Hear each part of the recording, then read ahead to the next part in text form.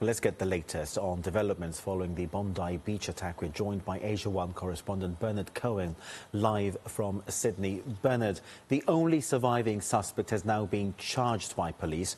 What more do we know about the charges and court proceedings? Well, at the moment we do know that, of course, he was arrested on the weekend, but it was in hospital. He only came out of a coma yesterday, and police had been questioning for obviously hours on end. We do know, as you've mentioned, he's facing 59 charges. Of course, the most critical of those, or the most serious of those, the murder charges and the terrorist charge.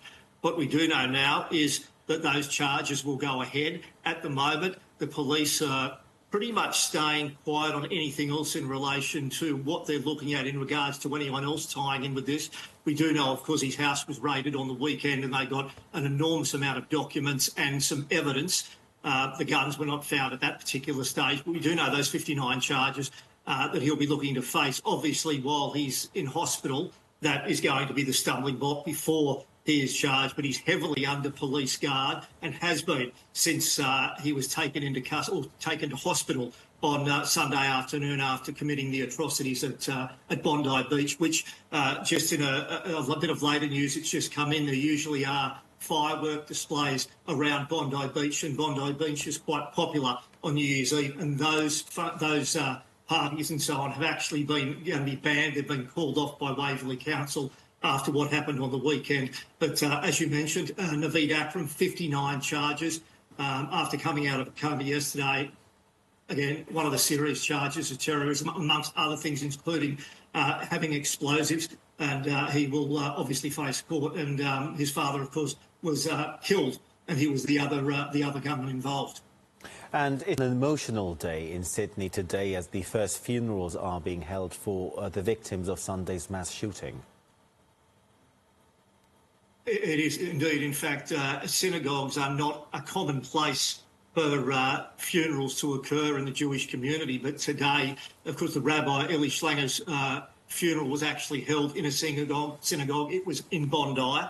It was overflowing and highly emotional. Now, of course, he was one of the 15 victims and a highly respected person. It was his 18th Hanukkah that he had appeared at in Bondi, and of course was a much-loved member of the community. Now, his murder, amongst the other ones, is obviously he's been a very high-profile victim of this atrocity on Sunday, and he had many people turning up, not just from the Jewish community. We saw former Prime Minister Scott Morrison was amongst the people that turned up, as was Tony Abbott, another former Prime Minister of Australia. So there certainly has been plenty of emotion, and I think that emotion will continue in Bondi over the next couple of days and throughout the Jewish community in Australia, which of course is reeling from what happened on the weekend, and have been very, very angry. Josh Frydenberg, who was a former Treasurer of Australia, is probably the most prominent politician of Australia who was actually Jewish, and he was heavily criticising Anthony Albanese today at Bondi. So the emotions certainly are coming forward. There's a lot of finger pointing, but at the moment, of course, hearts and everything go out to the Jewish community, and today the mourning has started. Well, it started on Sunday and will go for quite a while.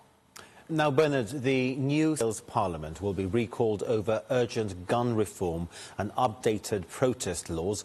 What are the details and what are they hoping to achieve? Well, Premier Chris Minns has said that there's likely to be a meeting before Christmas now. Obviously, with Christmas coming up, it's going to be early next week.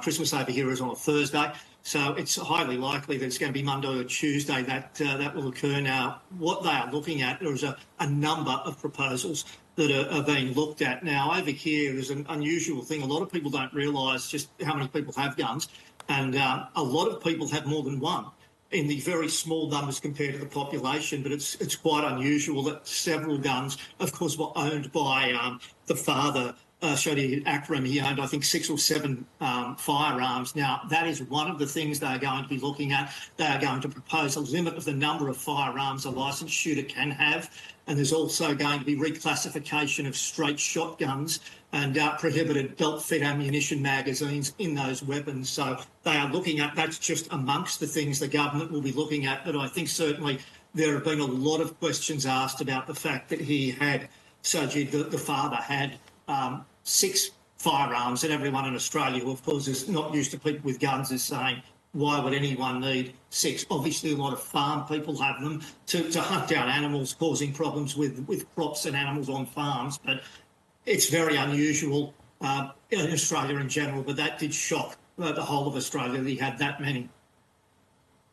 And one of the attackers was originally from India. What further details have emerged reference his identity and the movements in the weeks leading up to the attack? Well, of course, Naveed Akram was born in India and came over to Australia in 1999. Now, in 26 years, he had never been on the radar of police, but he had not gone back to India.